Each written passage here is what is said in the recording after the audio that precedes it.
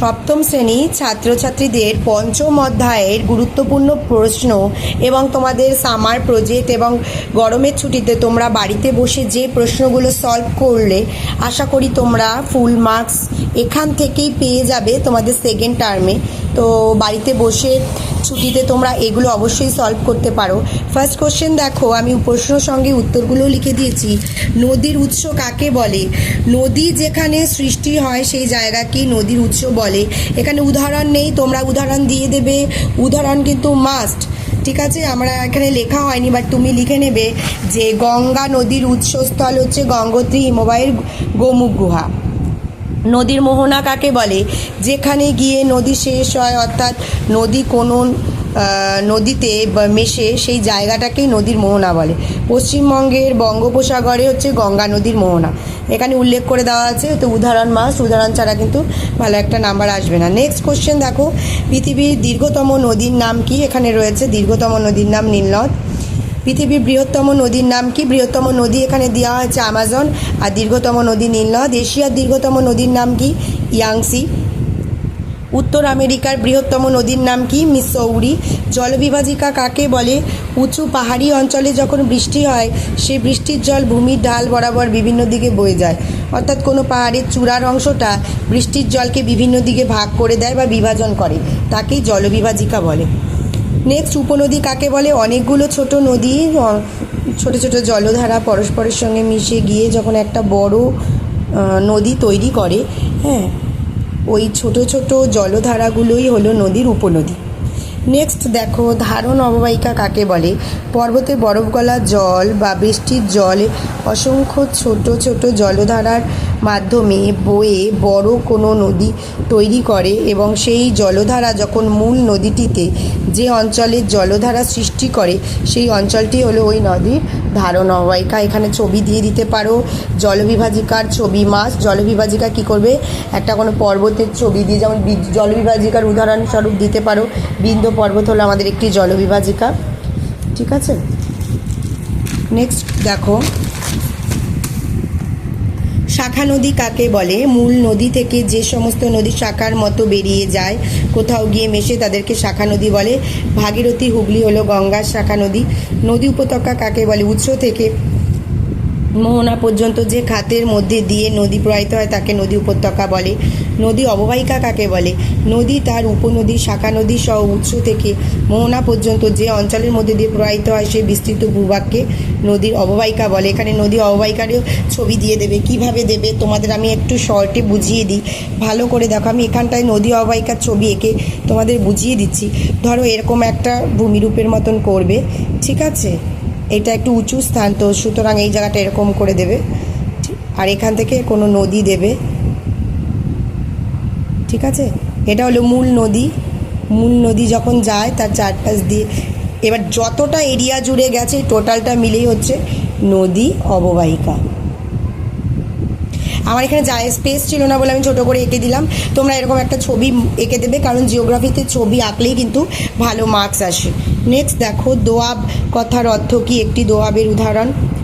একই নদীর অববাহিকায় পাশাপাশি প্রবাহিত দুটি নদীর মধ্যবর্তী স্থানকে দোয়াব বলে। পার্সি শব্দ দোয়াব মানে দো মানে দুই, আর আব মানে জল। ভারতের গঙ্গা যমুনা নদীর দোয়াব অংশ আগ্রা, এলাহাবাদ প্রভৃতি শহরে অবস্থিত। তো চলো নেক্সট কোশ্চেন, আন্তর্বাহিনী নদী কাকে বলে? উদাহরণ দাও। যে নদী কোনো দেশের মধ্যে উৎপন্ন হয়, সেই দেশের মধ্যেই কোনো হ্রদ বা জলাশয় মেশে, তাকেই অন্তর্বাহিনী নদী বলে। ভারতের লুনি, রাশিয়ার আমোদরিয়া অন্তর্বাহিনী নদী। আন্তর্জাতিক নদী কাকে বলে? উদাহরণ দাও। যে নদী একাধিক দেশের মধ্যে দিয়ে প্রবাহিত হয় তাকে আন্তর্জাতিক নদী বলে। সিন্ধু, ব্রহ্মপুত্র, ইউরোপের রাইন, দানিউব হলো এগুলো আন্তর্জাতিক নদীর উদাহরণ। নেক্সট দেখো, নিত্যবাহ নদী কাকে বলে? উদাহরণ দাও। নিত্যবাহ নদী কাকে বলে? সাধারণত যেসব নদী উঁচু পার্বত্য অঞ্চলে সৃষ্টি হয় এবং তার জলের উৎস প্রায়শই বরফ গলা জল, তাই এই নদীগুলোতে সারা বছর জল থাকে, একে নিত্যবাহ নদী বলে, যেমন গঙ্গা নদী। অনিত্যবাহ নদী কাকে বলে? উদাহরণ দাও। মালভূমি বা অন্য কোনো উচ্চ জায়গা থেকে সৃষ্টি হওয়া নদীগুলি জলের উৎস যখন বৃষ্টির জল অর্থাৎ এ কারণে শুধুমাত্র বর্ষাকাল ছাড়া সারা বছর নদীগুলিতে জল পাওয়া যায় না। এ ধরনের নদীকেই অনিত্যবাহ নদী বলে, যেমন বাঁকুড়ার গান্ধেশ্বরী নদী। নেক্সট কোশ্চেন, নদী কি কি কাজ করে? দেখো এখানে 3 রকম কাজ: ক্ষয় কাজ, বহন কাজ, সঞ্চয় কাজ। নদীর উৎস থেকে মোহনা পর্যন্ত কটি গতি দেখা যায়? 3টি গতি: উচ্চগতি, মধ্যগতি, নিম্নগতি।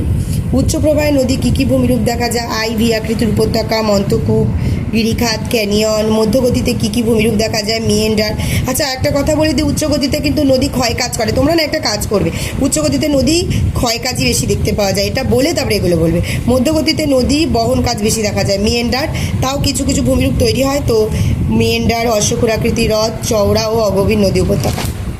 নেক্সট কোশ্চেন, নিম্নগতিতে কী কী ভূমিরূপ দেখা যায়? নিম্নগতিতে দেখো, নিম্নগতিতে সঞ্চয় কাজ বেশি হয়, ফলে প্লাবনভূমি ও বদ্বীপ দেখা যায়। নেক্সট কোশ্চেন, ভারতের উচ্চতম জলপ্রপাতের নাম কুঞ্চিকল, 455 মিটার। গিরিখাত, ক্যানিয়নের এখানে পার্থক্য আমি লিখে দিয়েছি। উৎপত্তি, নদীর উচ্চগতিতে বৃষ্টিবহুল পার্বত্য অঞ্চলে গিরিখাত সৃষ্টি হয়, আর এটা শুষ্ক মরুপ্রায় অঞ্চলে ক্যানিয়ন সৃষ্টি হয়। এর আকৃতি ভি আকৃতির, তাই খুব গভীর ও সংকীর্ণ, আর এটা আই আকৃতির, অত্যন্ত গভীর ও খুব সংকীর্ণ। ভূমির ঢাল পার্শ্বদেশের ঢাল খাড়া, কম খাড়া, আর পার্শ্বদেশের ঢাল খুব খাড়া। নেক্সট দেখো নদীখাত, নদীখাত খুব কম সংকীর্ণ, এটা খুব বেশি সংকীর্ণ। উদাহরণ চীনের ইয়াংসিকিয়াং নদীর ইচাং গিরিখাত, আর এটা হচ্ছে কলোরাডো নদীর গ্র্যান্ড ক্যানিয়ন। নেক্সট জলচক্র কাকে বলে? এখানে দেখো জলচক্রের আমি একটা ছবি এঁকেছি।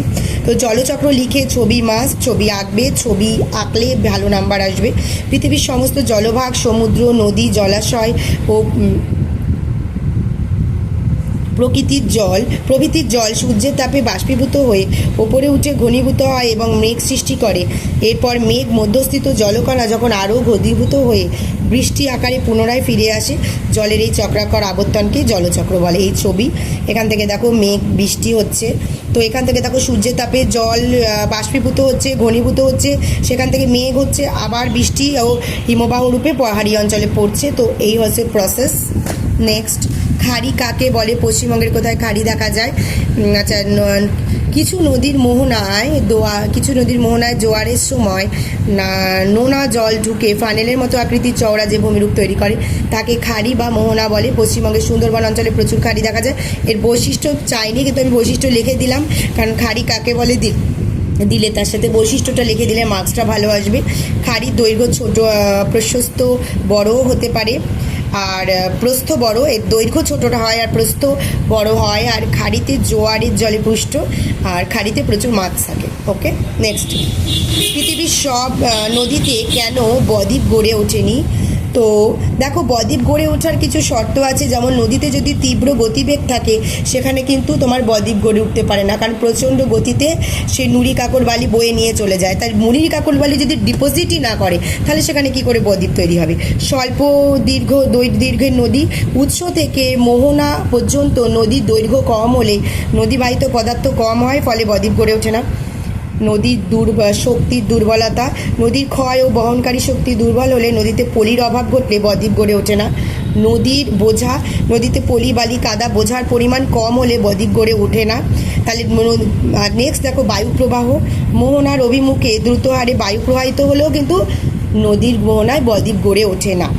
তো চলো, কটা প্রশ্ন লিখলাম আমি, টোটাল 27টা প্রশ্ন আমি এখান থেকে দিয়েছি।